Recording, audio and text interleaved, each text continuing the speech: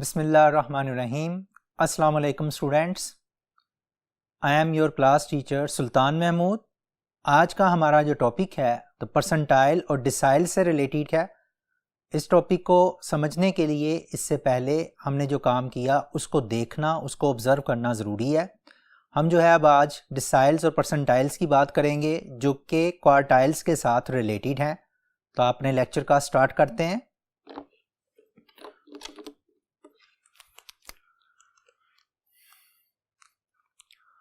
Student, deciles जो हैं वो आपके पास डेसीमीटर का वर्ड अगर आपने सुना हो तो डेसीमीटर का मतलब होता है 1 मीटर का 10th हिस्सा। तो डेसी जो है वो आपको 10th पार्ट की तरफ लेकर जाता है। जैसे क्वार्टाइल आपको 4th पार्ट के तरफ पॉइंट आउट करता है, इसी तरह से डिसाइल जो है वो आपको 10th पार्ट की तरफ पॉइंट आउट करता है। तो डिसाइल डाटा की ऐसी वैल्यू होती है जो कि डाटा को 10th पार्ट में डिवाइड कर देती है। और डिसाइल जो हैं आपके पास 9 डिसाइल्स होते हैं और डाटा को वो 10 पार्ट्स में डिवाइड कर देते हैं। अब स्टूडेंट यहाँ पर ये बात ऑब्जर्व करना, मीडियन एक वैल्यू होती है डाटा की, लेकिन वो डाटा को 2 हिस्सों में डिवाइड करती है। क्वार्टाइल्स 3 वैल्यूज होती हैं डाटा की, लेकिन वो डाटा को 4 हिस्सों में डिवाइड करते हैं। तो आपके पास जो है वैल्यू जो है, जितनी नंबर ऑफ वैल्यूज होंगी उससे एक हिस्सा ज़्यादा जो है वो में डाटा जो है वो डिवाइड होगा। अब आपके पास डिसाइल्स जो हैं ये बेसिकली खुद 9 वैल्यूज होती हैं, लेकिन ये डाटा को 10 पार्ट्स में डिवाइड करती हैं। और डिसाइल्स के लिए हमारे पास इस डेफिनेशन अगर देखें तो वो हम डेफिनेशन भी ईजिली कर सकते हैं कि 9 ऐसी वैल्यूज़ जो डाटा को 10 पार्ट्स में डिवाइड कर दें वो डिसाइल्स हैं। और डाटा का अरेंज होना भी ज़रूरी है। इसमें मैंने आपसे पहले भी बात की थी, चाहे आपका मीडियन हो, चाहे आपका क्वार्टाइल्स हो और चाहे आपकी डिसाइल्स हैं या परसेंटाइल्स हैं, इसमें डाटा की अरेंजमेंट ज़रूरी है। अगर आप डाटा को अरेंज किए बगैर डाटा की 4th वैल्यू 10th पार्ट में डिवाइड करने वाली वैल्यू को फाइंड आउट करेंगे तो वो रिज़ल्ट आपका मिसलीडिंग रिजल्ट होगा। सो डाटा को पहले अरेंज करेंगे और फिर उसके बाद से वो वैल्यू कैलकुलेट करेंगे। मैथमेटिकल एवरेजेस जो अरिथमेटिक मीन या हार्मोनिक मीन या ज्योमेट्रिक मीन, उसमें अरेंजमेंट ऑफ द डाटा ज़रूरी नहीं है, ना ही मॉड के अंदर डाटा की अरेंजमेंट ज़रूरी है। आपके पास क्वार्टाइल, डिसाइल, परसेंटाइल या मीडियन, ये जो डाटा को डिवाइड करने वाली वैल्यूज़ हैं, इसको हम डिवाइडिंग वैल्यूज़ भी बोलते हैं। तो ये वाली वैल्यूज़ जब आप कैलकुलेट करेंगे तो आपका डाटा असेंडिंग ऑर्डर में या डिसेंडिंग ऑर्डर में होना ज़रूरी है। हम आते हैं अपनी आज की पहले वैल्यू की तरफ, डिसाइल्स कैसे कैलकुलेट किए जाते हैं और उसके लिए बेसिक फार्मूला क्या है। तो इसकी डेफिनेशन और उसके फार्मूलाज की तरफ देखते हैं। जी, डिसाइल्स, इसकी डेफिनेशन ये है, 9 values that divide N ordered set of data into 10 equal parts. यानी कि ये होंगी 9 वैल्यूज और डाटा के 10 हिस्सों में डिवाइड करेंगी। जस्ट आप ये देख लें कि समझ लें कि ये वाली जो लाइन मैंने लिखी है ये पूरी का पूरा एक डाटा को रिप्रेजेंट कर रही है। अब इस लाइन को अगर आप 10 इक्वल पार्ट्स में डिवाइड कर दें, फर्स्ट कर लें 1 2 3 4 5 6 7 8 एंड 9। तो स्टूडेंट्स आप देख सकते हैं कि ये आपके पास ये 9 जो मैंने आपकी ये लगाए हैं बार्स, रेड बार्स जो आपको नज़र आ रहे हैं, 9 पॉइंट्स जो हैं, ये 9 पॉइंट में ये वाला पहला पॉइंट जो है हम इसको बोलते हैं कि ये D1 है। और D1 से बिलो जो होगा वो डाटा का 10% हिस्सा होगा, याद रखिएगा। नेक्स्ट जो है वो D2 है, इसके बाद ये D3 है, D4 है, D5 है, D6 है, D7 है, D8 है एंड फाइनली D9 है। अगर देखें आपके पास वैल्यूज आपको D1, D2, D3, D4, D5, D6, D7, D8 और D9, 9 वैल्यूज आपको नजर आ रही हैं, लेकिन डाटा के आपके 10 पार्ट्स हैं। 1 2 3 4 5 6 7 8 9 10। D1 और D2 ये 2 वैल्यूज हैं, इनके दरमियान भी जो है वो आपके पास 10% हिस्सा ही आएगा। ये मैं 10% को डिफरेंट कलर में लिख रहा हूं ताकि आपको जहन में ये बैठ जाए बात। यहां पर आपका 10% ये है, 10% डाटा D1 और D2 के दरमियान है 10% डाटा D2 और D3 के दरमियान है, 10% ही D इनके दरमियान है, ये भी 10%, ये भी 10%, ये भी 10%, 10%, 10% और जो रिमाइंडर रहेगा वो भी 10%। स्टूडेंट आप इजीली असेस कर सकते हैं कि आप जब D5 पे पहुंचते हैं तो D5 के बिलो देखें 10% प्लस 10% प्लस 10% प्लस 10% प्लस 10%, 50%। और D5 से आगे जब आप चलते हैं तो तब भी 50% है। आप ये कह सकते हैं कि D5 जो है इसके बिलो भी 50% डाटा है, D5 से अबव भी 50% डाटा है, तो D5 will play the role of median. Median भी वही चीज है जो D5 है। इसी तरह जैसे Q2 और मीडियन भी सेम होते थे, D5 और Q2 जो है और मीडियन जो है ये भी सेम ही है। फाइनली हम इसके रिलेशनशिप को ऑब्जर्व भी करेंगे। So for the time being ये बात जहन में रखनी जरूरी है कि D1, D2, D3, D4, D5 ये जो हैं ये डिसाइल्स हैं। इनके फार्मूलाज बिल्कुल उसी सीक्वेंस से चलते हैं जिस सीक्वेंस से हमने मीडियन क्वार्टाइल्स के फार्मूलाज लिखे। और देखें फर्ज करें D1 है, तो D1 जैसे मैंने पहले बात की कि डिसाइल जो है वो डाटा को 10 हिस्सों में डिवाइड करता है। तो इसका मतलब है कि डिसाइल के साथ n+1 डिवाइडेड बाय 10 होना चाहिए। क्वार्टाइल 4 हिस्सों में डिवाइड करता है तो n+1 डिवाइडेड बाय 4 था। अब डिसाइल चूंकि 10th में डिवाइड करता है तो इसलिए मैंने इसको 10 पे डिवाइड किया है। फार्मूला जो है ऑटोमेटिकली याद हो जाएगा और फार्मूले में कोई इतनी प्रॉब्लम नहीं रहेगी अगर आपने ये बेसिक चीज अपने जहन में रख ली तो। अब देखें D1 का फार्मूला, D1 जो है वो n+1 डिवाइडेड बाय 10 है। D2 का फार्मूला देखें n+1 डिवाइडेड बाय 10 ही है, लेकिन मैंने 2 से मल्टीप्लाई कर दिया है साथ में क्योंकि D2 था। अगर D5 होता तो n+1/10 सेम चल रहा है और 5 से मल्टीप्लाई हो रहा है। D9 है तो n+1/10 सेम चल रहा है, ये 9 से मल्टीप्लाई हो गया। तो इसका मतलब है कि ये आपके पास सारी वैल्यूज हैं। बाकी का सेंटेंस वैसे लिखा है, अरे का होना ज़रूरी है, डाटा का अरेंज होना ज़रूरी है। ये वाली वैल्यूज जो हैं वो आप इजीली पिक कर सकते हैं। बेसिक रूल जो है वो आपका सेम है, जैसे हमने मीडियन में किया, जैसे हमने क्वार्टाइल्स में किया। अब देखें क्वार्टाइल्स हो या मीडियन हो, जैसे वहां पर हम अनग्रुप डाटा की बात करते हैं और इसी तरह से उनकी पोजीशन फाइंड आउट करके वैल्यू ऑफ द डाटा को लोकेट कर सकते हैं।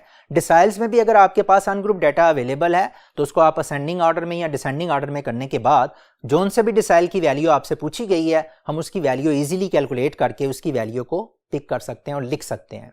ये बिल्कुल वैसे ही है, इसलिए मैंने जो है वो अब चूंकि हमने एग्जाम्पल पहले जो है मीडियन के केस में भी ये की थी, क्वार्टाइल के केस में भी की है, इस केस में अनग्रुप डाटा की एग्जांपल नहीं कर रहा क्योंकि आप जो है वो उसी से सारी चीजें डिटेक्ट कर सकते हैं। आपकी प्रैक्टिस के लिए एग्जांपल मैं बाद में आपको रेफर करूंगा। आप फॉर द टाइम बीइंग जो है इनके फार्मूलाज की तरफ फोकस करें, उसके बाद जो है हम इसकी एग्जांपल्स की तरफ भी आएंगे। इसके बाद है परसेंटाइल। परसेंटाइल जो है वो आपका परसेंटेज से निकला है। परसेंटेज का मतलब है कि आप आउट ऑफ 100 जो है वो वैल्यू ले रहे हैं। तो इसका मतलब है परसेंटाइल डाटा की ऐसी वैल्यूज को बोलेंगे जो डाटा को 100 हिस्सों में डिवाइड कर देते हैं। और लॉजिकली जब जो वैल्यू डाटा को 100 हिस्सों में डिवाइड करेगी वो खुद कितनी होंगी, वो 99 होंगी, एक वैल्यू कम होगी। डाटा को 2 हिस्सों में डिवाइड करने वाली वैल्यू कौन सी है, वो है मीडियन सिंगल वैल्यू। 3 हिस्सों में क्वार्टाइल 4 वैल्यूज, और 10 हिस्सों में डिवाइड करने वाली 9 वैल्यूज। जितने हिस्से होंगे उनसे एक वैल्यू कम होगी। 100 पार्ट्स में डिवाइड कर रही है कोई वैल्यू तो इसका मतलब है उन वैल्यूज की तादाद 99 होगी। तो there are 99 values that divide a ordered set of data into 100 equal parts. So हम परसेंटाइल को भी उसी तरह से डिफाइन कर सकते हैं जैसे हमने डिसाइल्स को डिफाइन किया। डिसाइल 9 वैल्यूज होती हैं और वो 10 पार्ट्स में डिवाइड करती हैं, और परसेंटाइल जो है वो 99 वैल्यूज होती हैं लेकिन वो 100 पार्ट्स में डिवाइड करती हैं। इसकी डेफिनेशन की तरफ देखते हैं। Percentiles 99 values that divide an ordered set of data into 100 equal parts। यानी कि ये 99 वैल्यूज ही हैं लेकिन वो 100 इक्वल पार्ट्स में जो है वो डिवाइड करती हैं। बिल्कुल इसी तरह से ये डेफिनेशन हमने की है डिसाइल्स की कि वो 9 होती हैं लेकिन वो 10 हिस्सों में करती हैं। ये 99 है और ये 100 हिस्सों में करती हैं। परसेंटाइल के फार्मूलाज को भी हम देख सकते हैं। हम अगले सेक्शन के अंदर परसेंटाइल के फार्मूलाज की तरफ यानी कि इनके फार्मूलाज की तरफ चलते हैं। देखें जरा इनके फार्मूलाज को कैसे हमने करना है। फर्स्ट परसेंटाइल जो है इसका फार्मूला आप देखेंगे n+1/100 है, क्योंकि परसेंटाइल 100 पे डिवाइड करता है इसलिए मैंने 100 से डिवाइड किया है। P2 second percentile n+1/100 multiplied by 2। इसी तरह से अगर आप P10 करेंगे n+1/100, तो ये साथ बेसिकली सारा चलेगा और इसको 10 से मल्टीप्लाई कर देंगे P10 को। P25 है तो ये 25 से मल्टीप्लाई हो जाएगा, P50 है तो 50 से मल्टीप्लाई हो जाएगा, P75 है 75 से, P99 है 99 से मल्टीप्लाई हो जाएगा। आप देखें कि एक सीक्वेंस चल रही है, एक स्ट्रीक चल रही है। आप अगर इसको फॉलो करेंगे तो फार्मूला जो है वो इजीली आप मेमोराइज कर सकेंगे, क्योंकि n+1/100 वाला फैक्टर जो है वो थ्रू आउट आपका कांस्टेंट चल रहा है। अब आप देखें कि मैंने जो है कुछ परसेंटाइल जो है वो इंटेंशनली अलग-अलग से लिखे हैं। अब यहाँ पर जो है इन तमाम परसेंटाइल्स को अलग-अलग से लिखने का मेरा पर्पज़ ये था कि आपको कोई आइडिया हो सके कि परसेंटाइल बुनियादी तौर पर आगे जो है डिसाइल्स के साथ कैसे रिलेट करते हैं। तो स्टूडेंट्स आप देखें P10 जो है ये बेसिकली 10 × n+1/100, और इसके साथ अगर मैं इसको D1 लिख दूं तो कोई मसला नहीं होना चाहिए आपको। रीज़न इज डैट, देखें 10 और 100 को अगर मैं कैंसिल करता हूं तो मेरे पास आंसर आता है n+1/10, ऐसा ही है ना। 10 को अगर 100 से कैंसिल करता हूं तो n+1/10 वैल्यू आ जाती है इन अरे। तो स्टूडेंट आपने ऑब्जर्व किया n+1/10 तो जो है वो हमारी D1 की वैल्यू है, फर्स्ट डिसाइल की वैल्यू है। आप ये देख भी सकते हैं कि फर्स्ट डिसाइल जो है वो n+1/10 के इक्वल है। ये देखें n+1/10 जो है ये आपका फर्स्ट डिसाइल है, तो इसका मतलब है कि फर्स्ट डिसाइल जो है वो बिल्कुल P10 के इक्वल है। अब आप देखें P25 जो है इसको मैं Q1 लिख सकता हूं, लोअर क्वार्टाइल। आपको याद होगा क्वार्टाइल जो है वो 4 से डिवाइड होता है। अगर मैं 25 को 100 से कैंसिल करूं तो मेरा आंसर आता है n+1/4। Got it. n+1/4 जो है वो बुनियादी तौर पर फर्स्ट क्वार्टाइल को रिप्रेजेंट करता है। अगर मैं 50 और 100 को कैंसिल करूं तो ये आ जाता है n+1/2, 2 आ जाएगा n+1/2। इसका मतलब है कि ये मैं Q2 लिख सकता हूं इसको। P50 जो है वो Q2 के इक्वल आ जाएगा, क्योंकि इसमें आप देखें ये आपके पास n+1/2 आ जाएगा। 75 को अगर मैं 100 पे कैंसिल करूं तो this will be equal to Q3, मेरा Q3 का फॉर्मूला बन जाएगा। आप चेक कर लीजिएगा, तो 25 3 के साथ कटेगा और यहां पर आपके पास 4 आ जाएगा। 25 4 द 100, आपके पास ये रिजल्ट बनता है 3 × n+1/4। तो what do you observe students कि Q3 जो है वो आपका 3 × n+1/4 ही के इक्वल होता है। इसका मतलब है P75 और Q3 आपस में इक्वल है, और इस तरह ये आपका P99 चलता है। जो बात जहन में रखनी है स्टूडेंट्स अब कि आपके पास चाहे मीडियन हो, चाहे क्वार्टाइल्स हो, या चाहे डिसाइल्स हो, ये सारे के सारे इन टर्म्स ऑफ परसेंटाइल्स लिखे जा सकते हैं, क्योंकि परसेंटाइल जो है वो स्मॉलेस्ट डिवाइडिंग वैल्यू है किसी भी डाटा की, कि किसी भी डाटा की स्मॉलेस्ट डिवाइडिंग वैल्यू जो है वो परसेंटाइल कहलाती है। और परसेंटाइल ही जो है वो आगे आपके पास जो है वो मीडियन में भी कन्वर्ट हो जाते हैं, क्वार्टाइल में भी कन्वर्ट हो जाते हैं, और डिसाइल्स में भी कन्वर्ट हो जाते हैं। यहाँ पर इसके ग्रुप डाटा और अनग्रुप डाटा से रिलेटेड इससे जो हम काम करने लगे हैं आगे, कि ग्रुप डाटा के परसेंटाइल्स और ग्रुप डाटा के डिसाइल्स कैसे कैलकुलेट करने हैं। जो डिस्क्रीट डाटा है और जो अनग्रुप डाटा है उसके लिए डिसाइल और परसेंटाइल्स मैं इसलिए नहीं करवा रहा कि आप लोगों ने खुद जो है वो उसकी प्रैक्टिस कर लीजिएगा। प्रैक्टिस के लिए मैं क्वेश्चन जो है वो आपको बाद में रेफर कर दूंगा। तो इसके लिए आपके पास जो है नेक्स्ट टॉपिक जो है, ये नेक्स्ट हम चलने लगे हैं, वो है कि जी अगर आपको फ्रीक्वेंसी डिस्ट्रीब्यूशन अवेलेबल हो तो उसमें आप डिसाइल्स और परसेंटाइल जो है वो कैसे कैलकुलेट करेंगे, या उसका फार्मूला जो है वो कैसे डेवलप करेंगे। तो हम चलते हैं अपने कंटिन्यूस फ्रीक्वेंसी डिस्ट्रीब्यूशन की तरफ, वहां पर हम डिसाइल्स और परसेंटाइल्स को कैसे कैलकुलेट करेंगे वो देखते हैं।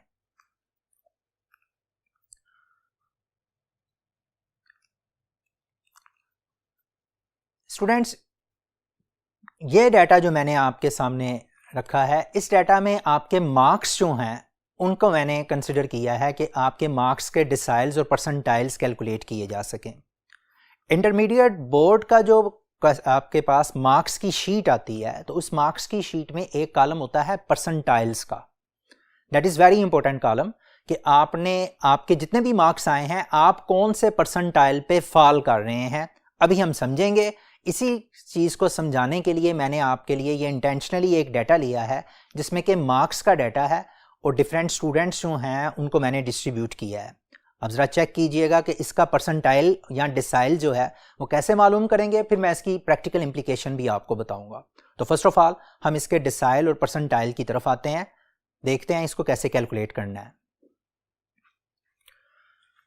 जी स्टूडेंट, ये मार्क्स का डाटा है 60 से 69, 70 से 79, 80 से 89 एंड 90 से 99 तक। मैं अज्यूम कर रहा हूँ कि 100 मार्क्स जो हैं वो किसी के नहीं आए, तो 99 परसेंटाइल जो हैं चुके होते हैं, तो इस वजह से मैंने यहाँ पर मार्क्स भी 99 तक रखे हैं। आपके पास टोटल स्टूडेंट्स जो मैंने डाटा के लिए लिखे हैं वो टोटल स्टूडेंट आप देख सकते हैं यहाँ पर कितने स्टूडेंट्स का डाटा है, 10 और ये 22, 32 और ये 6 आ जाएंगे 38 में 12 ऐड करेंगे तो 50 स्टूडेंट्स। दूसरे लफ्जों में 50 स्टूडेंट्स का डाटा आपके पास अवेलेबल है। इसको n भी बोलते हैं। याद रखना है कि समेशन f ही n के इक्वल होता है, नंबर ऑफ ग्रुप्स n के इक्वल नहीं होता, टोटल फ्रीक्वेंसी n ही के इक्वल होती है। अब चूंकि हमारे पास ये उसी फैमिली में है जो मीडियन क्वार्टाइल्स की फैमिली है, ये डिसाइल्स और परसेंटाइल्स भी उसी फैमिली में फॉल करते हैं, ये भी डिवाइडिंग वैल्यूज हैं, इनका भी सारा लॉजिक जो है वो सेम ही है। मसलन मैं D3 मालूम करना चाहता हूं या P86 मालूम करना चाहता हूं। D3 का मतलब है थर्ड डिसाइल और P86 का मतलब है 86th परसेंटाइल। तो उसके लिए मैं पहले D3 की वैल्यू कैलकुलेट करूंगा। अब देखें D3 की वैल्यू कैलकुलेट करने के लिए फार्मूले की तरफ जरा नोट करना है आपने। D3 is equal to L plus H/F 3n/10 minus C D3। अब चूंकि n/10 तो आना ही आना है और साथ में क्या आ जाएगा 3। अगर मैं फर्ज करें D2 का फार्मूला लिखता तो L plus H/F 2n/10 minus C। अगर मैं D1 का फार्मूला लिखूंगा L plus H/F n/10 minus C। So students आपके पास देखें लॉजिक वही चल रहा है, स्ट्रीक वही चल रही है, मेथोडोलॉजी वही चल रही है, सिस्टम वैसा ही है। आप D2 है तो 2n/10, D1 है तो 1n/10। तो आपके पास यही फार्मूला जो है, चूंकि हम D3 को कंसिडर कर रहे हैं तो हम D3 की वैल्यू जो है वो फाइंड आउट करेंगे।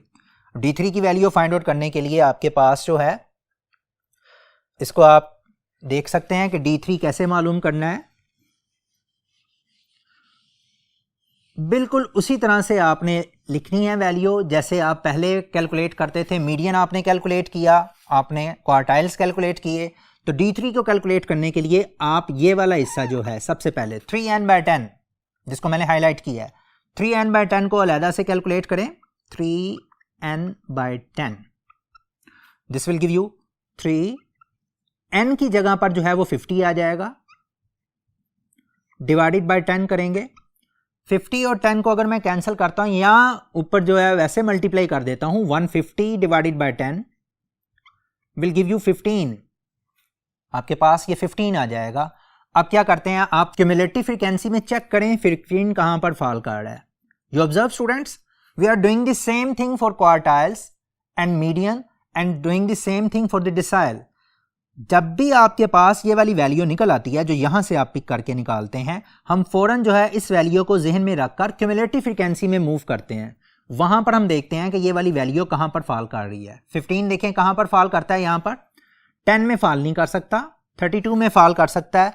तो इसका मतलब है कि ये वाली वैल्यू जो है यहां पर आपने इसको आइडेंटिफाई कर लेना है, ये वैल्यू। स्टूडेंट ये डाटा जो है वो पहले से सेट किया हुआ था मैंने, क्योंकि आई एम होपिंग कि आपको ये सारी चीज़ों का पहले से पता है। मैं फिर भी एक दफ़ा दोबारा से आपको बता देता हूँ, ये फ्रीक्वेंसी है, ये क्यूमुलेटिव फ्रीक्वेंसी जो ऐड करके आपको मिलेगी, और ये क्लास बाउंड्रीज हैं वैसे ही जैसे हम पहले मेंटेन करते थे क्लास बाउंड्रीज का। क्योंकि ये वाला गैप जो है 1 का है तो 0.5 जो है इधर से लेस करेंगे और 0.5 इधर ऐड कर देंगे। सो हम आते हैं अपने इस वैल्यू की तरफ। 15 इधर फॉल करेगा क्योंकि 10 में तो फॉल नहीं कर सकता, तो इसका मतलब है कि हमारे पास वो आइडेंटिफाई हो जाएगी क्लास, आपकी D3 की क्लास जो है उसको आप आइडेंटिफाई कर लेंगे। ये D3 की क्लास है। इस क्लास के अंदर आपके पास लोअर बाउंड्री ये रही, F आपके पास ये रहा, C आपके पास जो वैल्यू आपने सेलेक्ट की है इससे ऊपर वाली। देखें वही रूल वही है, सिस्टम वही है कि आपने क्लास सेलेक्ट करने के बाद लोअर बाउंड्री, फ्रीक्वेंसी और C की वैल्यू जो कि पर्टिकुलर क्लास से ऊपर वाली क्लास होती है, सिलेक्टेड क्लास से ऊपर वाली क्लास होती है, उसको सिलेक्ट करते हैं। उसमें वैल्यूज़ को आप देखें, ये सारी वैल्यूज़ वहां से हम लिख सकते हैं। D3 L की वैल्यू जो है वो है 69.5 प्लस H/F। H आपके पास जो है वो यहां से आप लिख सकते हैं कि इन दोनों को माइनस करके H मिलना है बेटा। 79.5 और 69.5 इन दोनों को माइनस करेंगे, आपके पास H की वैल्यू 10 निकल आएगी।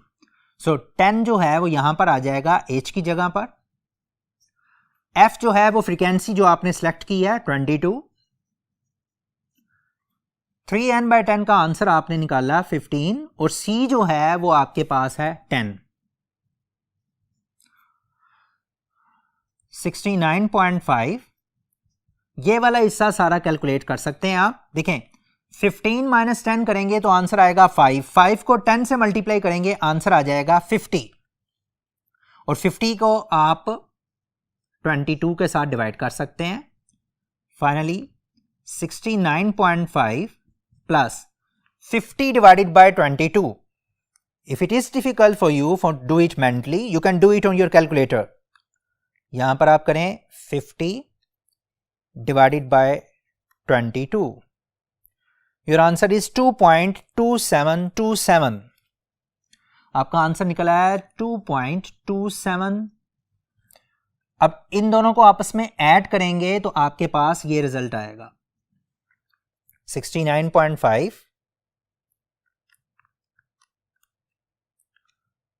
प्लस 2.27 71.77।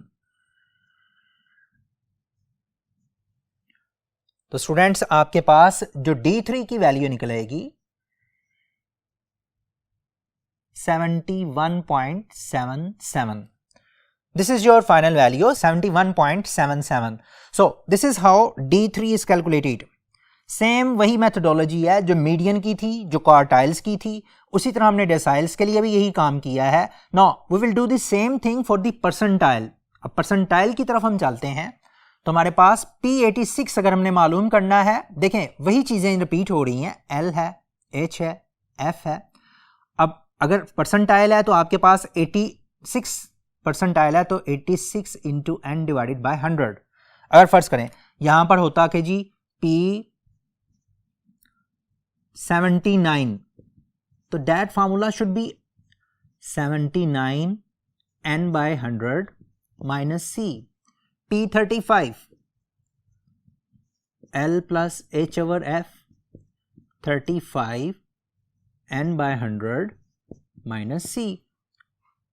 You observe आपकी स्ट्रीक सेम चल रही है, n by 100 परमानेंट फैक्टर आ रहा है, सिर्फ आपने ये देखना है कि कौन सा परसेंटाइल आपने उसके साथ अटैच करना है। If it is 86 then you should multiply by 86। 79 है तो 79 से मल्टीप्लाई करेंगे n by 100 को। 35 है तो 35 से n by 100 को मल्टीप्लाई करेंगे। सो ये चीज़ जो है बिल्कुल वैसे ही है जैसे आपने अनग्रुप डाटा में ऑब्जर्व की है। अब यहाँ पर आप देखें इसको अगर हम करना चाहते हैं 86 परसेंटाइल को तो कैसे परसेंटाइल को कर सकते हैं हम। यहाँ पर आपके पास 86n by 100, सबसे पहले तो ये वाली वैल्यू पिक करेंगे 86n by 100 वाली, दिस वैल्यू इसको पिक कर लें। अच्छा जी पिक करते हैं तो आपके पास आता है जी 86n by 100 is equal to 86 into 50 divided by 100। Okay अब आपके पास जो आ जाएगा 86 multiplied by 50 divided by 100. Your result is 43. You may have done it by mentally भी आप कर सकते हैं। 50 से इसको कैंसिल करेंगे 2 आ जाएगा, 86 और 2 को डिवाइड करेंगे तो 43 तब भी मिल जाएगा हमें। अब इसके बाद जो है नेक्स्ट आपने क्या करना है, इसी 43 को आपने चेक करना है कि कहां पर फॉल कर सकता है क्यूमुलेटिव फ्रीक्वेंसी में। दिस फॉल्स इन 44, इसका मतलब है 43 जो है वो यहां पर फॉल करेगा। ये जब आप हाईलाइट करेंगे तो आपको इस क्लास का नाम P86 क्लास रख लें कि इसमें हमारा परसेंटाइल 86 परसेंटाइल जो है वो फॉल कर रहा है। ओके, ये तीनों जो हैं कॉलम्स मैंने कंसिडर कर लिए। अब इसके अंदर ये तो आपका F आ गया, इससे ऊपर वाला ये आ गया आपका C, ये वाली वैल्यू जो है 79.5, दिस इज योर L, आप इसको L का नाम दे दें। और आपके पास H जो है वो इन दोनों का इंटरवल आप देख लें कि इन दोनों का इंटरवल कितना है, 89 और 10, इसका इंटरवल आ जाएगा 10। इसका मतलब है आप देखें उसी क्लास में से बिल्कुल उसी रूटीन के मुताबिक हमने सारी वैल्यूज को पिक करना है। अब P86 का आंसर आप लिख सकते हैं, P86, यहां पर आप वैल्यू लिखें P86, और P86 के लिए आपने जो जो वैल्यूज लोकेट की हैं, L आपके पास है 79.5, 79.5, H जो है वो आपका 10 है, ये वाला 10, फ्रीक्वेंसी आपने जो कंसिडर की वो 12 है, यहां पर ये आपके पास आ जाएगा 43, और C की वैल्यू जो है वो 32 है, आप ऑब्जर्व कर सकते हैं।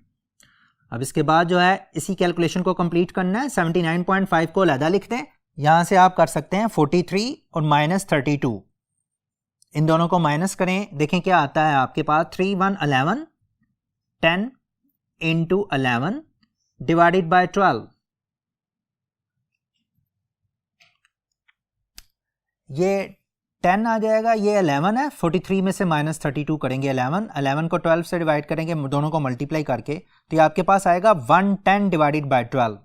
आप ये लिख सकते हैं 79.5 प्लस 110 डिवाइडेड बाय 12 करेंगे तो 110 डिवाइडेड बाय 12 9.166 है, तो उसको मैंने 7 एज्यूम किया है।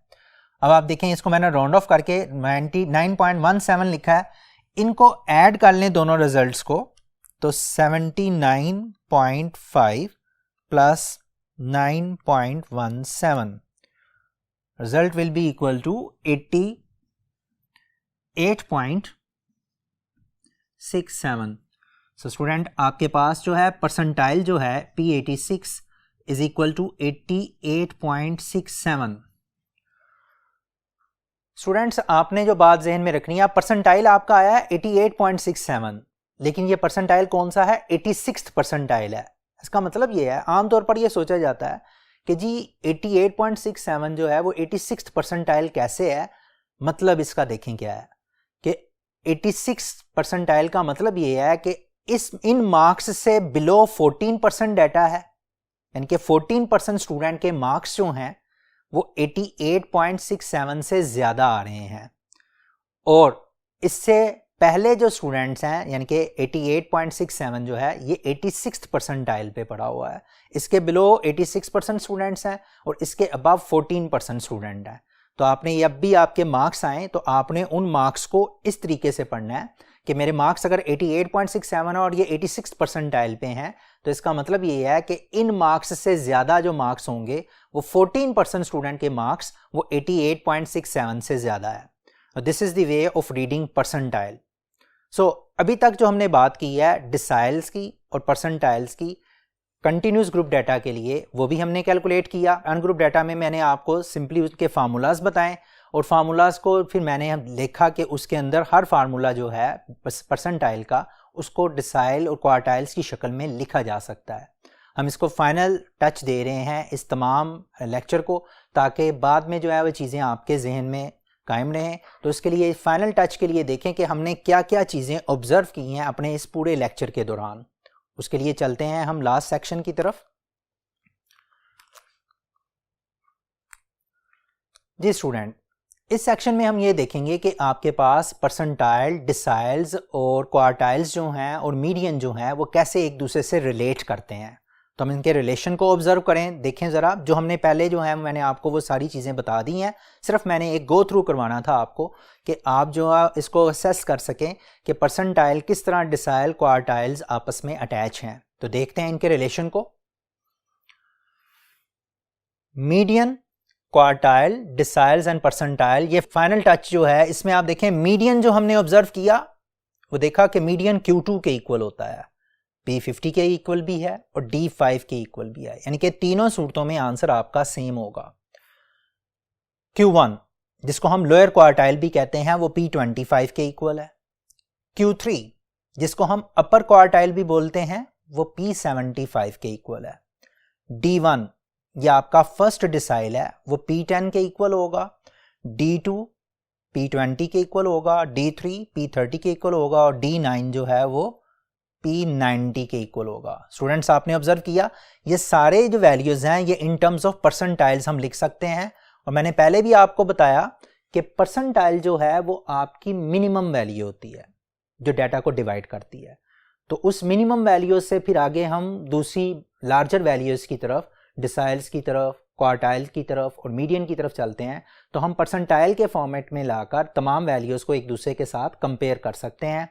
ये वाली चीज़ जो है ये आपने अपने जहन में रखनी है।